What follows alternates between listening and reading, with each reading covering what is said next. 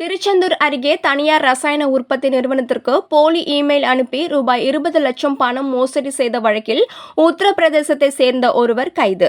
தூத்துக்குடி மாவட்டம் திருச்செந்தூர் அருகே உள்ள சாகுபுரத்தில் உள்ள தாரங்கதாரா கெமிக்கல் ஒர்க்ஸ் என்ற தனியார் ரசாயன உற்பத்தி நிறுவனம் செயல்பட்டு வருகிறது. இந்த நிறுவனத்திற்கு தேவையான இல்மனைட் தாதுவை ஒடிசா மாநிலத்தில் இருந்து கொண்டுவர திருவனந்தபுரத்தில் உள்ள ஒரு டிரான்ஸ்போர்ட் நிறுவனத்தை தொடர்பு கொண்டுள்ளது. இதனையடுத்து இந்த ரசாயன உற்பத்தி நிறுவனத்திற்கு திருவனந்தபுரம் டிரான்ஸ்போர்ட் நிறுவனத்தின் பெயர் போன்றே வந்த இமெயிலில் உள்ள வங்கிக் கணக்கிற்கு ரூபாய் 20 லட்சம் பணத்தை மூலப்பொருட்கள் கொண்டு வர மேற்படி ரசாயன உற்பத்தி நிறுவனம் அனுப்பியுள்ளது.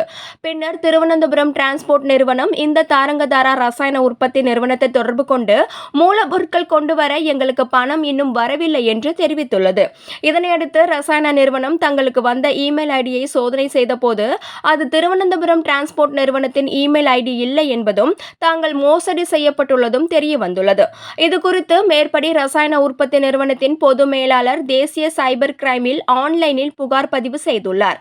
புகாரின் அடிப்படையில் மாவட்ட காவல் கண்காணிப்பாளர் ஆல்பர்ட் ஜான், தூத்துக்குடி சைபர் குற்றப்பிரிவு காவல்துறை கூடுதல் கண்காணிப்பாளர் சகாயா ஜோஸ் மேற்பார்வையில் சைபர் குற்றப்பிரிவு காவல் ஆய்வாளர் சாந்தி தலைமையில் போலீசார் அடங்கிய தனிப்படையினர் குற்றவாளிகள் குறித்த தேடுதல் வேட்டையில் ஈடுபட்டனர்.